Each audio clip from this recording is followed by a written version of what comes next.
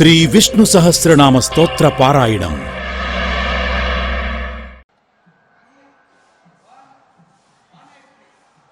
ఓం నమో వెంకటేశాయ. పరమపావనమైన శ్రీవారి దివ్య సాన్నిధ్యంలో మహిమాన్వితమైన శ్రీ విష్ణు సహస్రనామ స్తోత్ర పారాయణ కార్యక్రమాన్ని ఆచార్యుల వారితో కలిసి సంకల్పవాక్యాలను చదువుకుని ప్రారంభించుకుందాం. శ్రీ గురు ప్రార్థనా. గురుర్బ్రహ్మా గురుర్విష్ణు గురుర్దేవో మహేశ్వరః గురుః సాక్షాత్ పరం బ్రహ్మ తస్మై శ్రీ గురవే నమః. శ్రీనివాస ప్రార్థనా. సప్తాద్రివాసినం భక్త కామితార్థప్రదాయినం గోవిందం వాసుదేవం తం శ్రీనివాసం భజామహే. అథ సంకల్పః. శ్రీమదాదివరాహ క్షేత్రే విరాజమానస్య అఖిలాండకోటి బ్రహ్మాండనాయకస్య శ్రీ పద్మావతీ జానేః భగవతః శ్రీ వెంకటేశ్వర స్వామినః అనుగ్రహేణ అస్మాకం సర్వేషాం ఆయురారోగ్య ఐశ్వర్యాది సర్వశుభఫలప్రాప్త్యర్థం సర్వవిధ రోగ శోక భయాదీనాం నివారణార్థం సర్వవిధ గ్రహదోష నివారణార్థం విద్యార్థినాం బుద్ధిశక్తి వృద్ధి ద్వారా స్వస్వవిషయేషు ప్రావీణ్య సిద్ధ్యర్థం సంతానార్థినాం శీఘ్రమేవ సత్సంతాన సిద్ధ్యర్థం వాంఛితార్థ సిద్ధ్యర్థం సమస్త పాపక్షయార్థం గోసంరక్షణార్థం శ్రీ పరమేశ్వర ప్రీత్యర్థం యథాశక్తి శ్రీ విష్ణు సహస్రనామ స్తోత్ర పారాయణం కరిష్యామహే. కృష్ణాదిష్టేన భీష్మేణ ధర్మరాజాయ బోధితం నామ్నాం సహస్రం శ్రీ విష్ణోః ధర్మసార ఇతిరితం. శ్రీ గురుభ్యో నమః.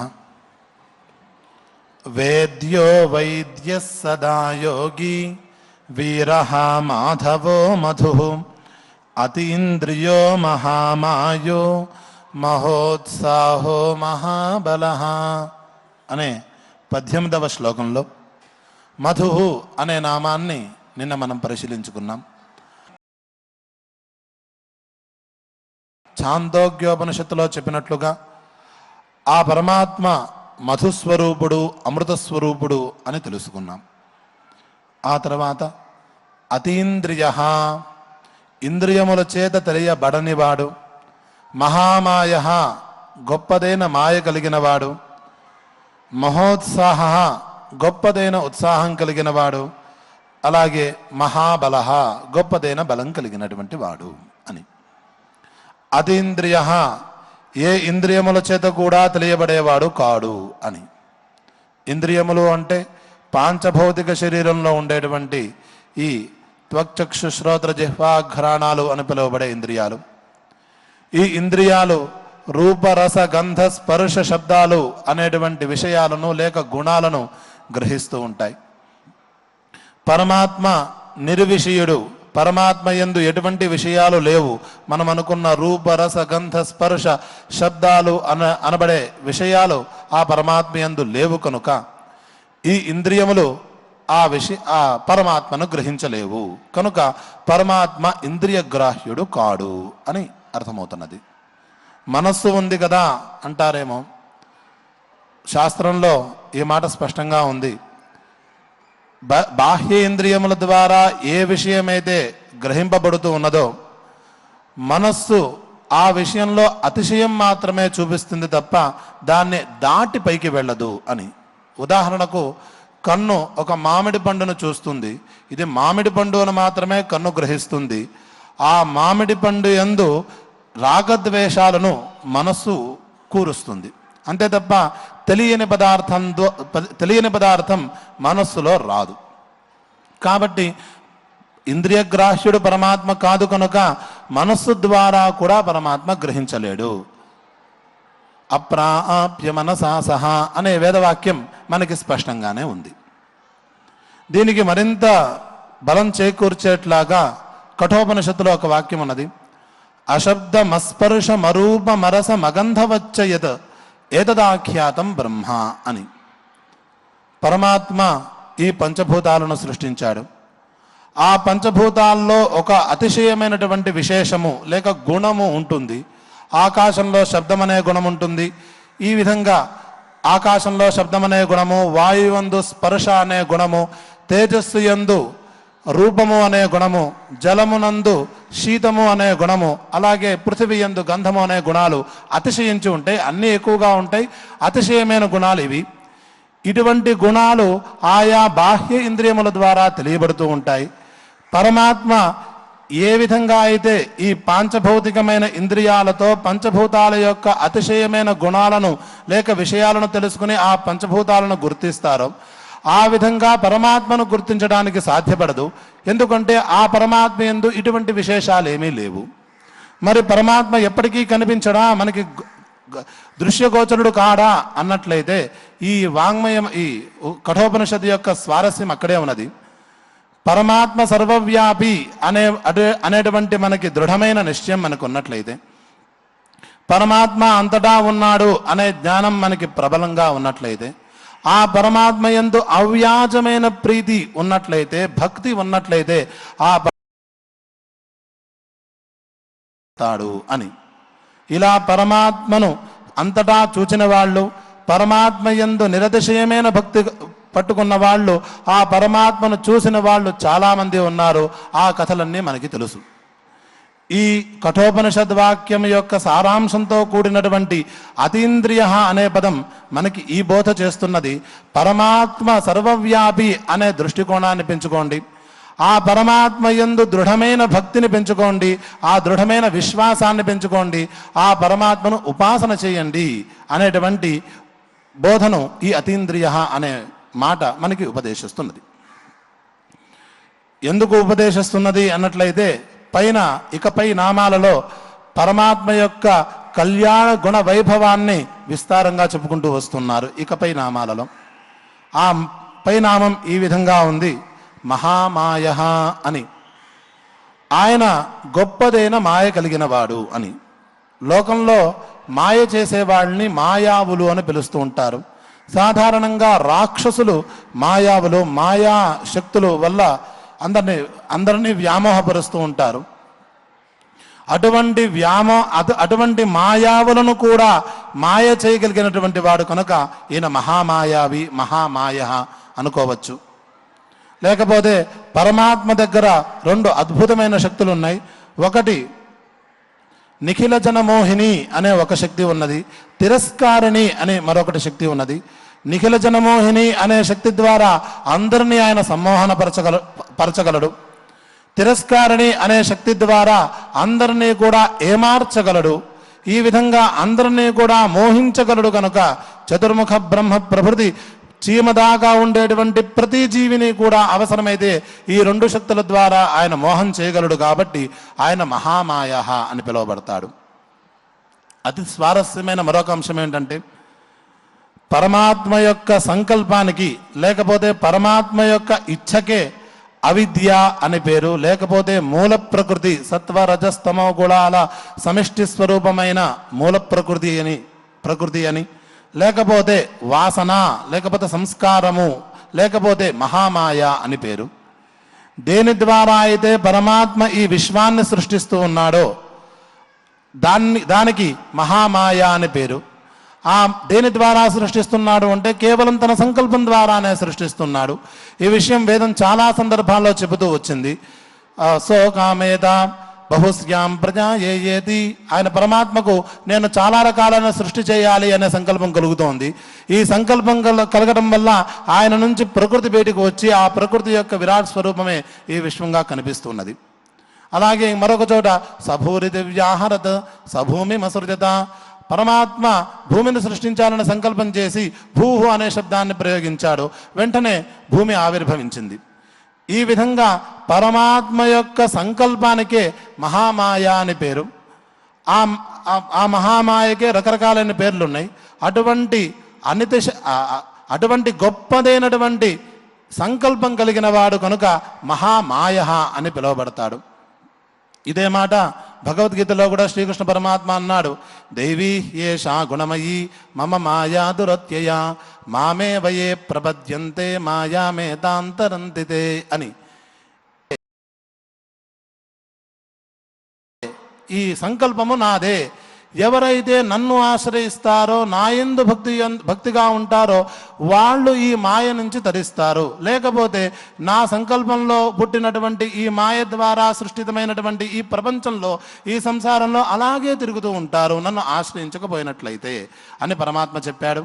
కాబట్టి మహామాయ అనే పదానికి గొప్పదైన సంకల్పం కలిగిన వాడు, మహామాయ అంటే ఈ పరమాత్మ యొక్క సంకల్పం, అటువంటి గొప్పదైన సంకల్పం కలిగిన వాడు అనే విశేషమైన అర్థం ఇక్కడ మనకి స్వారస్యంగా తోస్తున్నది.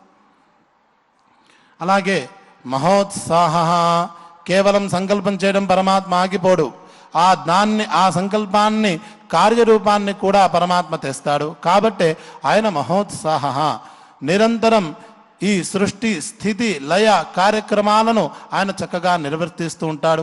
ఉత్సాహం అంటే అనే పదానికి బద్ధకం లేకుండా, లేకపోతే అలసట లేకుండా నిరంతరం శ్రమిస్తూ ఉండటం అనే అర్థం లోకంలో ప్రసిద్ధమే. పరమాత్మ కూడా ఇవాళ కాదులే అని ఎప్పుడు బద్ధకించలేదు. నిరంతరం సృష్టి ఎప్పుడు ప్రారంభమైందో ఎప్పటి నుంచి సాగుతూ ఉన్నదో ఎవరికీ తెలియదు. ఇలా అలసట లేకుండా నిరంతరం శ్రమశీలి కనుక ఆయనకి మహోత్సాహ అనే పేరు సార్థకంగానే ఉంటుంది. రాజనీతి శాస్త్రంలో ప్రభువుకి ఉత్సాహశక్తి ప్రభుశక్తి అనేవి రెండు ఖచ్చితంగా, రాజు అన్నవాడికి ఉత్సాహశక్తి ప్రభుశక్తి అనేది రెండు ఖచ్చితంగా ఉండాలి అని చెబుతున్నది. ఉత్సాహశక్తి అంటే రాజు అయిన వాడికి తన రాజ్యాన్ని నిరంతరం విస్తరణ చేసుకోవాలనే ఆలోచన ఉండాలి, ఆ విధమైన కార్యాచరణ కూడా ఉండాలి. ఇలా కనుక లేకపోయినట్లయితే అంటే ఆలోచన లేకపోతే ఆలోచనానుగుణమైన కార్యాచరణ రెండూ లేకపోయినట్లయితే ఆ రాజు దుర్బలుడే అవుతాడు. కాబట్టి రాజుకి అతి ప్రధానంగా కావలసిన రెండు గుణాలలో ఒకటి ఉత్సాహశక్తి, రెండవది ప్రభుశక్తి. పరమాత్మకు అద్భుతమైనటువంటి ఉత్సాహశక్తి ఉంది, అన్నితర సాధారణ ఉత్సాహశక్తి ఉంది. నిరంతరం తన ప్రపంచాన్ని తన సృష్టిని ఆయన పెంచుకుంటూనే వెళుతూ ఉన్నాడు. పెంచుకున్న దాన్ని పరిరక్షణ కూడా చేస్తూ ఉన్నాడు, అవసరమైన చోట్ల ఉపసంహరణ కూడా చేస్తూ ఉన్నాడు. ఇలా ఎవరూ చేయలేని విధంగా ఆయన తన యొక్క రాజ్య విస్తరణం చేస్తూ ఉన్నాడు, రాజ్య పరిపాలన కూడా చేస్తూ ఉన్నాడు. కాబట్టి ఆయన మహోత్సాహ అనే సార్థకమైన నామధేయం కలిగిన వాడు. పైపెచ్చు ఆయన మహాబలహ. మనం ప్రభుశక్తి కూడా ఉండాలి అనుకున్నాం కదా, ఉత్సాహశక్తి ప్రభుశక్తి. ప్రభుశక్తి అనే దానికి కమాండింగ్ పవర్ అనొచ్చు, అంటే నిర్ణాయకమైన అధికారం ఉండాలి. తాను రాజ్యాన్ని పట్టించుకోకపోయినట్లయితే ఆ రాజ్యం భ్రష్టమై అవుతుంది, అది మనందరికీ తెలిసిందే. కనుక ఆయన మహాబలహ. తాను సృష్టించినటువంటి ఈ ప్రపంచం మొత్తంలో కూడా తానే వ్యాపించి ఉన్నాడు. తత్సృష్ట్వా తదేవాను ప్రావిశత్, పరమాత్మ పదార్థాలన్నీ సృష్టించాడు. ఆ పదార్థంలో సామర్థ్య రూపంగా చైతన్య రూపంగా ఆయనే ఉన్నాడు. ఆయన ఉన్నాడు కాబట్టి ప్రతి దాంట్లోనూ కదలిక ఉన్నది. ఆయన ఉన్నాడు కాబట్టి ఆ పదార్థం రసవత్తరమవుతున్నది, సామర్థ్యం కలిగినది అవుతున్నది. ఒకవేళ పరమాత్మ యొక్క శక్తి లేకపోతే పరమాత్మగా అక్కడ లేకపోయినట్లయితే అది నిర్జీవం అవుతుంది, లేకపోతే నిష్ప్రయోజనకరం అవుతుంది. కాబట్టి ఈ విధంగా సర్వవ్యాపి కనుక పరమాత్మతో లేకపోతే తన యొక్క గొప్పదైన సామర్థ్యంతో అన్ని పదార్థముల యందు ఉన్నవాడు, ఆ ఉండటం వల్ల ఆ పదార్థాలను ధరిస్తున్నవాడు, మోస్తున్నవాడు కనుక ఆయన మహాబలహ అని పిలువబడతాడు. పైపెచ్చు ఆయన వల్ల మిగతా పదార్థాలు ఉంటున్నాయి. ఆయన ఉండటానికి మిగతా వాళ్ళ యొక్క అపేక్ష లేదు. ఆయన స్వప్రకాశుడు, ఆయనకు ఇతర సాపేక్షం లేదు కనుక ఇతర సాపేక్షం లేనటువంటి బలవంతుడు కనుక ఆయనకు మహాబలః అనే పేరు సార్థకమే అవుతుంది. ఈ విధంగా అతీంద్రియ, మహామాయ, మహాబల, మహోత్సాహ, మహాబలః అనే నామాలను పరిశీలించుకున్నాం. పరమాత్మయందు దృఢమైన భక్తిని కలిగి ఉండాలి. పరమాత్మయందు దృఢమైన విశ్వాసం కలిగి ఉండాలి. ఆ రెండు దృష్టితోనే పరమాత్మ సకల శక్తీశ్వరుడు అనే భావనతోనే పరమాత్మను ఆరాధన చేయాలి. పరమాత్మను సంకుచిత బుద్ధితో ఎప్పుడు ఆరాధన చేయకూడదని మనం చాలాసార్లు అనుకున్నాం. పరమాత్మ సర్వశక్తీశ్వరుడు, ఆయనకు అసాధ్యమంటూ ఏమీ లేదు, ఆయన అందరికన్నా గొప్పవాడు అనే భావనతో ఆయనను ఆరాధన చేయాలి. అలా చేసినట్లయితే ఆయన మాయ నుంచి మనం బయటపడదాం. ఆయన అనుగ్రహం వల్ల ఈ ప్రభుశక్తి మరియు ఈ ఉత్సాహశక్తిని కూడా మనం కూడగట్టుకుని మనం కూడా బలవత్తలమవుతాము అనే ఈ వాక్యం మనకి బోధిస్తున్నది. ఇక పై శ్లోకానికి వెళ్ళినట్లయితే మహాబుద్ధిర్మహావీర్య మహాశక్తిర్మహాద్యుతి అనిర్దేశ్య వపు శ్రీమాన్ అమేయాత్మా మహాద్రిధృక్. ధృత్ ధృక్ రెండు ప్రయోగాలు మంచివే. 19వ శ్లోకం మహాబుద్ధి మహావీర్య మహాశక్తి మహాద్యుతి అనిర్దేశ్య వపు శ్రీమాన్ అమేయాత్మా మహాద్రిధృత్ అనే 8 నామాలతో ఈ శ్లోకం విరాజిల్లుతున్నది.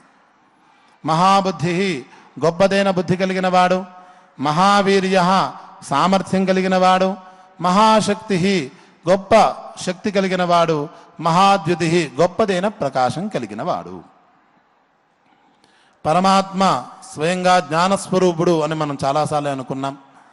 మనకి ప్రజ్ఞానం బ్రహ్మ, సత్యం జ్ఞానం అనంతం బ్రహ్మ, సర్వజ్ఞ సర్వవిద్, యస్య జ్ఞానమయం తపః, ఇటువంటి అనేకమైన ఉపనిషత్ వాక్యాలు, వేదవాక్యాలు అన్నీ కూడా పరమాత్మ జ్ఞానస్వరూపుడు అని మనకి చెబుతూ ఉన్నాయి. కాబట్టి పరమాత్మ మహాబుద్ధి జ్ఞానస్వరూపుడు అని చెప్పుకోవచ్చు. ఇంకా విశేషించి చెప్పుకోవాలంటే చాలా గొప్పదైన మేధస్సు కలిగిన బుద్ధి కలిగిన వాడు అని సాధారణమైన అర్థం కూడా చెప్పుకోవచ్చు. మనకన్నా మనం కొద్దిపాటి బుద్ధి కలిగిన వాళ్ళం, మనకన్నా ఆ విషయంలో తజ్ఞులు, స్పెషల్ పండితులు, వాళ్ళు విషయంలో కొద్దిగా విస్తారమైన బుద్ధి కలిగిన వాళ్ళు ఉంటారు. ఇంకా మహర్షుల దగ్గరికి వెళ్ళినట్లయితే వాళ్ళు ఇంకా విస్తారమైన బుద్ధి కలిగిన వాళ్ళు ఉంటారు. దేవతల దగ్గరికి వెళ్ళినట్లయితే వాళ్ళు మరింత విస్తారమైన బుద్ధి కలిగిన వాళ్ళు ఉంటారు. ఇవన్నీ కూడా వాళ్ళ తపస్సుల ద్వారా, వాళ్ళ సాధన ద్వారా వాళ్ళు సంపాదించుకున్నవి. అది కూడా ఏదో ఒక పరిధి కలిగి ఉంటుంది, అందరికీ కూడా కాలపరిమాణం కలిగి ఉంటుంది. కానీ పరమాత్మ అవ్యంగ సంపూర్ణమైన జ్ఞానస్వరూపుడు అని మనం వెనకడికి చెప్పుకున్నాం. పరమాత్మకు భూత భవిష్యత్ వర్తమాన కాలాలలో ఉండేటువంటి సంపూర్ణమైన అవగాహన ఆయనకున్నది కాబట్టి, మనందరికన్నా ఆయన యొక్క బుద్ధి గొప్పది కాబట్టి ఆయన మహాబుద్ధి అని పిలువబడతాడు. మరొక గమ్మత్తైన విషయం, మనందరికీ బుద్ధి కావాలి అంటే మనం బుద్ధి కావడానికి మనకి సాధనాలు, ఇంద్రియాదులు కావాలి. మనం కంటి ద్వారా రూపాన్ని చూస్తాం, కను లేకపోతే ఆ రూపాన్ని అంటే కలరు లేకపోతే ఆకృతి విశేషం రూపం అని పిలువబడుతుంది.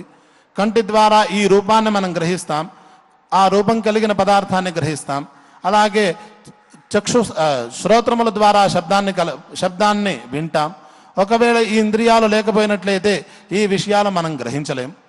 పరమాత్మకు ఆ అపేక్ష లేదు, ఆయనకు శరీరమే లేదు. శ్వేతాశ్వతరోపనిషత్తులో పశ్యత్యచక్షు సశృణోత్యకర్ణ, ఆ పరమాత్మకు చెవులు లేవు కానీ ఆయన వినగలడు. పరమాత్మకు కళ్ళు లేవు కానీ ఆయన సర్వతశ్చక్షు, అన్నిని కూడా అంతా చూడగలడు. విశ్వతశ్చక్షు పరమాత్మ అని చెబుతున్నది. కాబట్టి ఇటువంటి జ్ఞానం యోగజ సన్నికర్షలని శాస్త్రంలో పిలువబడుతుంటుంది. అటువంటి యోగమయమైనటువంటి జ్ఞానం కలిగిన వాడు పరమాత్మ అని ఒక విశేషమైన అర్థం. మరొకటిది, మనకి పరిధి కలిగినటువంటి జ్ఞానమే ఉంటుంది. ఒకసారి ఒక విషయాన్ని కొంతమేర మనం తెలుసుకుంటాం. అన్ని విషయాలు ఒకే రోజు తెలుసుకోవడం, ఒకే క్షణంలో తెలుసుకోవడం మనకి సాధ్యపడదు. పరమాత్మకు ప్రతి క్షణము కూడా సర్వ విషయకమైన జ్ఞానం ఒకేసారి అలాగే ఉంటుంది. యో వేత్తి యుగపత్ సర్వం ప్రత్యక్షేణ సదాస్వత అనే మాట ఉన్నది. పరమాత్మ అన్ని విషయాల యొక్క జ్ఞానాన్ని ఒకేసారి అలా కలిగి ఉంటాడు.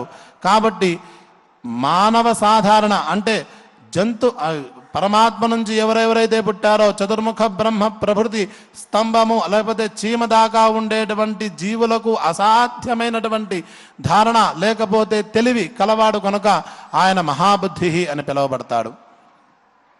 కనుకనే ఆయన మహావీర్య. పునరుత్పాద సామర్థ్యం దేనికైతే ఉంటుందో దానికి వీర్యమని పేరు. పరమాత్మ స్వమాయయ లేక తన సంకల్పంతో ఈ ప్రకృతిని సృష్టించి ఆ ప్రకృతి ద్వారా ఈ విశ్వాన్ని ఆయన ఆవిర్భవింపజేస్తున్నాడు, సృష్టిస్తూ ఉన్నాడు.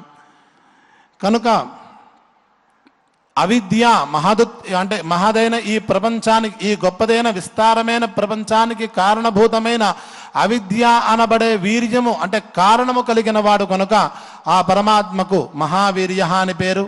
ఇదే మాట మయాధ్యక్షేణ ప్రకృతి సూయతే సచరాచరం అనే భగవద్గీత వాక్యం ద్వారా ఆయన మరింత విస్పష్టంగా చెప్పాడు.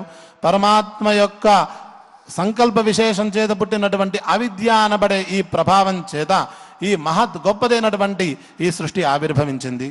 కనుక ఇటువంటి గొప్పవాడు ఈ మహావీర్య అనే పదం ద్వారా పిలువబడుతూ ఉన్నాడు. కనుకనే ఆయన మహాశక్తి.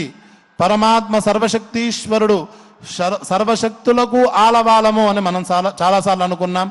పరమాత్మ యందే అన్ని శక్తులు కూడా గుమ్మికట్టుకుని ఉన్నాయి. పరమాత్మే ఈ జీవులను సృష్టించి వాళ్ళ ద్వారా ఆయా శక్తులను తమ తమ సాధనల ద్వారా ఉద్దీపన చేసి లోకానికి అనుగ్రహింపజేస్తున్నాడు అని మనం చాలాసార్లు అనుకున్నాం. అటువంటి సమస్త శక్తులకు ఆలవాలము కనుక, ఆయనను మించిన శక్తి మరొకటి లేదు కనుక ఆయన మహాశక్తి అని పిలువబడతాడు. లోకంలో ఇతర పదార్థాలన్నీ కూడా సర్వమిదం విభాతి అని చెప్పుకోవాలి. కనుక సూర్యుడు ప్రకాశించాలి అన్నట్లయితే పరమాత్మ యొక్క శక్తి కావాలి. చంద్రుడి యందు అమృత కిరణాలు ఉండాలి అన్నట్లయితే పరమాత్మ యొక్క శక్తి కావాలి. యముడు తన పని తాను చేయాలి అన్నట్లయితే పరమాత్మ యొక్క శక్తి కావాలి. ప్రతి చోట కూడా పరమాత్మ యొక్క శక్తిని గ్రహించే ఆయా దేవతలు లేక ఆయా జీవులు ఆయా పనులు చేస్తూ ఉన్నారు. పరమాత్మ తాను పని చేయడానికి మరొకరి యొక్క శక్తి యొక్క అపేక్ష ఆయనకి లేదు. ఆయన సమస్త శక్తులకు ఆలవాలం, సమస్త శక్తీశ్వరుడు కనుక ఆయన మహాశక్తి అని పిలువబడతాడు. విశేషించి ఇచ్ఛాశక్తి, జ్ఞానశక్తి, క్రియాశక్తి స్వరూప అని మంత్రశాస్త్రంలో మనకి కనిపిస్తుంది. ఈ వరుస మంత్రశాస్త్రపు వరుస. శాస్త్రమైతే జానాతి ఇచ్చతి యతతే, తెలుసుకుంటున్నాడు, కోరుకుంటున్నాడు, ప్రయత్నిస్తున్నాడు అనే వరుస శాస్త్రం చెబుతూ ఉంటుంది. కానీ ఇచ్ఛాశక్తి, జ్ఞానశక్తి, క్రియాశక్తి అనే వరుస మనకి మంత్రశాస్త్రంలో కనిపిస్తుంది. అది స్వారస్యమైన వరుస. అది ప్రతి మనిషికి, ఉదాహరణకు ఒక మనిషికి పండు కావాలనే కోరిక పుట్టింది, మామిడి పండు కావాలనే కోరిక పుట్టింది. కోరిక పుట్టిన తర్వాత ఆ పండును ఎట్లా సంపాదించాలి అనే ఆలోచన అతని ప్రారంభమైంది. ఆ ఆలోచన తర్వాత ఆ ఆలోచనానుగుణమైన నడవడిక లేకపోతే కార్యాచరణ అతను చేస్తాడు. ఈ 3 విధములైన పనులు చేసి అతను ఆ పండును పొందుతాడు. ఇక్కడ కోరిక పుట్టడానికి, అలాగే ఆ తర్వాత ఆ కోరికను నెరవేర్చుకోవాలనే ఆలోచన పుట్టడానికి, పుట్టిన ఆలోచనను అమలు చేయడానికి కారణభూతమైనటువంటి 3 శక్తులు ఏవైతే ఉన్నాయో, ఇచ్ఛాశక్తి అని, జ్ఞానశక్తి అని, క్రియాశక్తి అని, ఆ 3 శక్తి స్వరూపం కూడా ఈ పరమాత్మే. ఈ విశేషించి ఈ చెప్పడంలో ఆంతర్యం ఏమిటంటే, ప్రతి జీవిలోనూ ప్రతి పదార్థంలోనూ కూడా ఇది ఉంటేనే అది మనుగడ సాగిస్తుంది. ప్రతి జీవిలోనూ ప్రతి క్షణం కూడా ఈ 3 శక్తుల యొక్క వ్యవహారం కనిపిస్తుంది. కాబట్టే మనం పనులు చేయగలుగుతున్నాం. ఒకవేళ ఇవి లేకపోయినట్లయితే మనం స్తబ్ధగా అక్కడ పడి ఉంటాం. మనలో చలనం కనిపిస్తున్నట్లయితే ఈ ఇచ్ఛాశక్తి, జ్ఞానశక్తి, క్రియాశక్తులు అనే 3 శక్తులు మనలో ప్రవేశించి ఉంటాయి కాబట్టి మనం పనులు చేయగలుగుతున్నాం. ఈ లోకాన్ని నడిపించేటువంటి అద్భుతమైనటువంటి 3 శక్తులు కలవాడు, లేకపోతే ఆ 3 శక్తి స్వరూపుడు కాబట్టి, త్రిశక్తి స్వరూపుడు కాబట్టి ఆ పరమాత్మ మహాశక్తి అని పిలువబడుతున్నాడు. పైపెచ్చు పరమాత్మ మహాద్యుతి. ఇది కూడా మనందరం చెప్పుకున్నాం. పరమాత్మ స్వప్రకాశుడు, పైపెచ్చు అన్ని చోట కూడా జ్యోతిస్వరూపంగానే ప్రకాశిస్తూ ఉన్నాడు.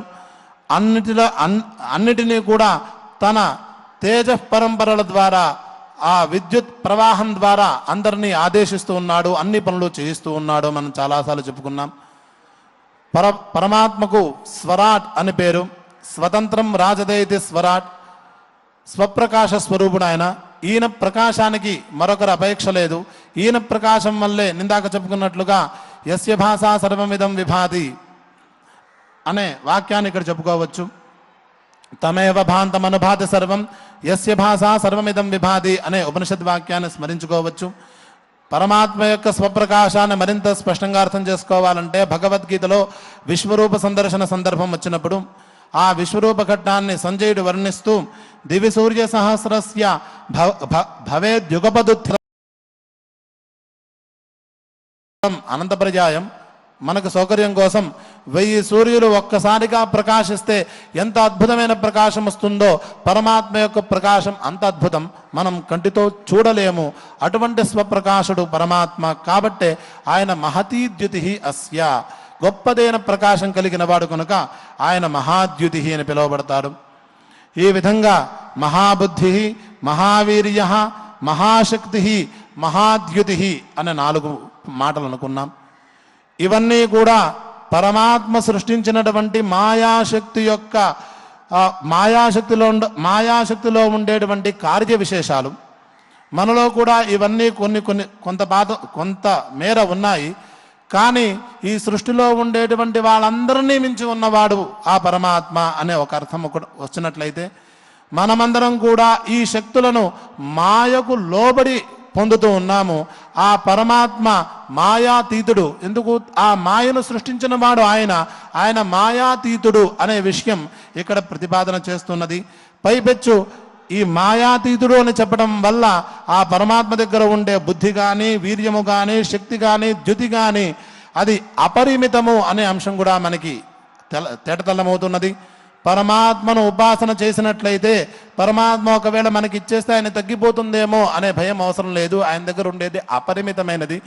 ఆయనను ఆశ్రయించడం వల్ల మనకు కూడా అపరిమితమైనటువంటి సంపదే వస్తుంది తప్ప తరిగిపోయే సంపద పరమాత్మ దగ్గర నుంచి లభ్యమవుదు. మనం దృఢంగా భక్తిగా ఆ పరమాత్మను నమ్మాలి, ఆశ్రయించాలి, ఆయన నామస్మరణ చేస్తూ ఉండాలి. అది మన కర్తవ్యం అని ఈ 4 నామాలు మనకి సూచిస్తూ ఉన్నాయి. ఇక పై వరుస అనిర్దేశ్య వపుః, పరమాత్మ యొక్క శరీరం ఇంత అని చెప్పడానికి వీలు లేదు. శ్రీమాన్, సకల సంపదలకు ఆయన నిలయము. అమేయాత్మ, ఏ కొలతకు దొరకనివాడు. మహాద్రిధృత్ ధృక్ అన్నా తప్పులేదనుకున్నాం కదా.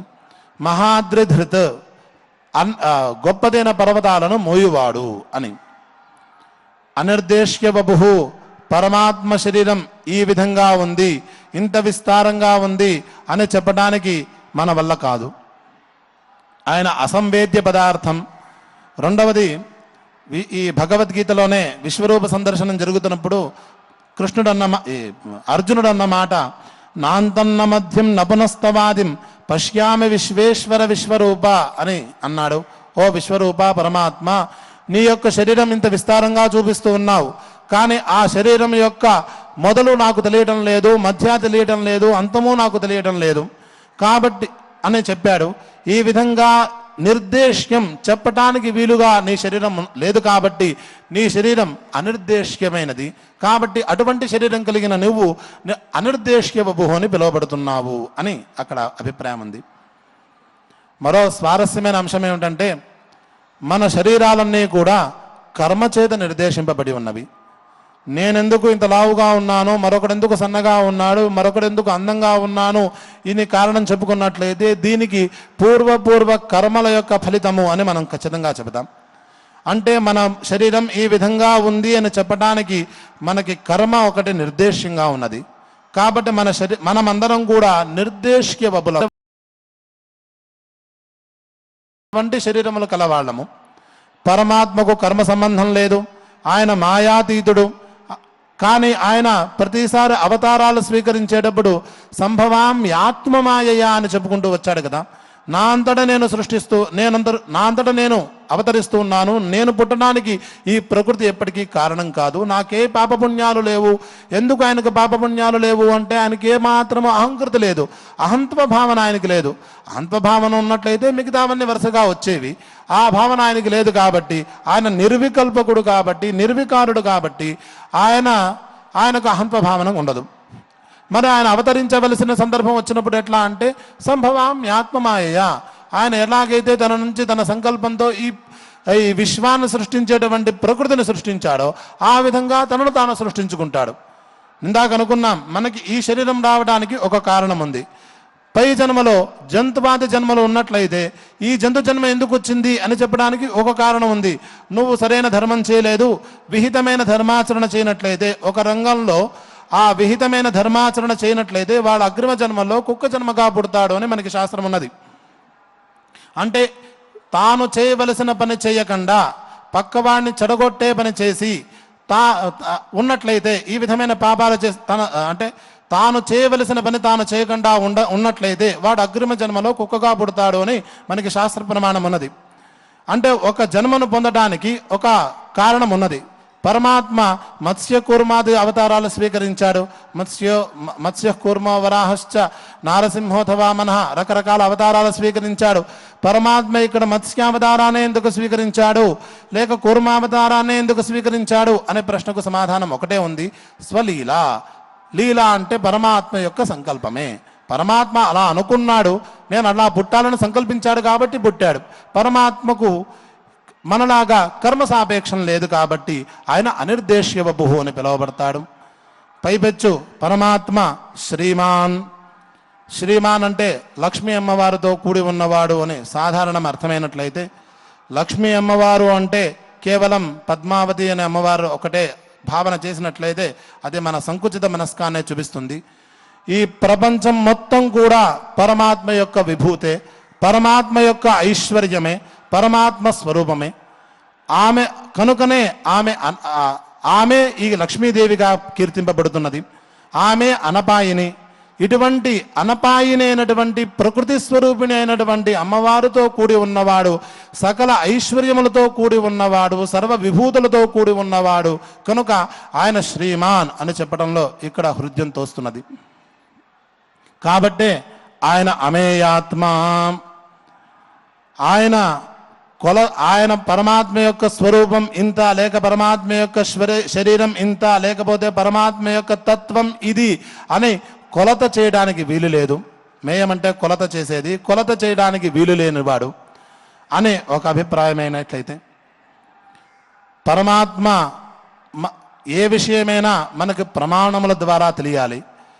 ప్రమాణముల ద్వారా తెలియబడేది ప్రమేయం అవుతుంది. దాన్నే ప్రాణే మాట తీసేసినట్లయితే మేయం అవుతుంది. అంటే తెలియబడేది మేయం అంటారు.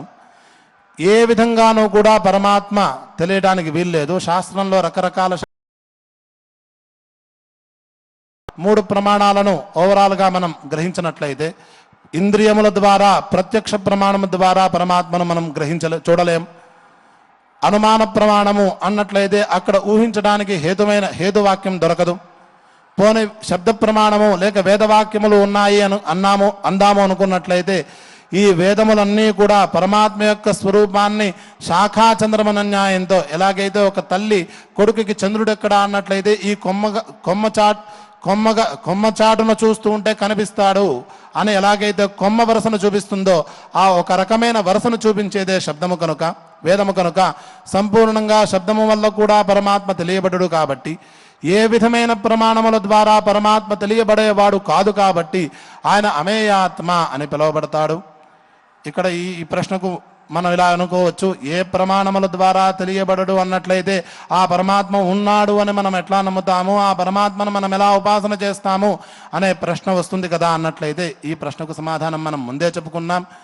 శాస్త్రమైతే శాస్త్రయోనిత్వాత్ అనే మన వేదాంత శాస్త్రంలో 3వ సూత్రం అది. ఇక్కడైతే భూతభావన మొదటి శ్లోకంలో ఉండేటువంటి 9వ నామం. ఎవరైతే మనలో ప్రేరణను కలగజేస్తున్నారో, ఎవరైతే మనలో ప్రేరణను కలగజేసి ఆయా పనుల యందు ప్రచోదన చేస్తూ ఉన్నారో అతను పరమాత్మ అని పిలువబడతాడు. కాబట్టి ప్రమాణముల ద్వారా తెలియడు. అయినప్పటికీ కూడా ఆ పరమాత్మ భక్తి ద్వారా తెలుస్తాడు కనుక అతను అమేయ ఆత్మ అని పిలువబడతాడు. మహాద్రిధృక్ అన్న పదానికి విశేషమైన అర్థాన్ని మనం రేపు అనుసంధానం చేసుకుందాం. ఇప్పుడు మనం పరిశీలించుకున్నటువంటి ఈ 2 శ్లోకాలను మన ఉచ్చారణ సౌకర్యం కోసం ఆచార్యుల వారు పలికిస్తారు. వారు పలికిన తర్వాత మనం మారు పలికి ఈ శ్లోకాలను నేర్చుకునే ప్రయత్నం చేద్దాం. ఓం నమో వెంకటేశాయ. వేద్యో వైద్యః సదా యోగి వేద్యో వైద్యః సదా యోగి వీరః మాధవో మధుః వీరః మాధవో మధుః అతీంద్రియో మహామాయో ఇంద్రియో మహామాయో మహోత్సాహో మహాబలః మహోత్సాహో మహాబలః మహాబుద్ధిర్మహావీర్యో మహాబుద్ధిర్మహావీర్యో మహాశక్తిర్మహాద్యుతిః మహాశక్తిర్మహాద్యుతిః అనిర్దేశ్య వపుః శ్రీమాన్ అనిర్దేశ్య వపుః శ్రీమాన్ అమేయాత్మా మహాద్రిధృత్ అమేయాత్మా మహాద్రిధృక్. ఇప్పుడు భక్తి శ్రద్ధలతో విష్ణు సహస్రనామ స్తోత్ర పారాయణ కార్యక్రమాన్ని అందరం కలిసి ప్రారంభించుకుందాం. శ్రీమన్నారాయణో విష్ణుర్వాసుదేవోభిరక్షతు శ్రీవాసుదేవోభిరక్షతు. ఓం నమ ఇతి శ్రీ విష్ణు సహస్రనామ స్తోత్రం సంపూర్ణం. ఈ విధంగా భక్తి శ్రద్ధలతో పారాయణ పూర్తి చేసుకున్నాం. ఈ పారాయణ ఫలితాన్ని ఆ పరమ పావనమైన శ్రీవారి దివ్య సాన్నిధ్యంలో ఆయన చరణాల విందాల యందు సమర్పణ చేసుకుంటూ మంగళ శ్లోకాలతో పూర్తి చేసుకుందాం. అథ క్షమా ప్రార్థనా యదక్షర పదభ్రష్టం మాత్రాహీనం చ యద్భవేత్ తత్సర్వం క్షమ్యతాం దేవ నారాయణ నమోస్తుతే. అథ లోకక్షేమ ప్రార్థనా సర్వే భవంతు సుఖినః సర్వే సంతు నిరామయాః సర్వే భద్రాణి పశ్యంతు మా కశ్చిద్ దుఃఖభాగ్ భవేత్.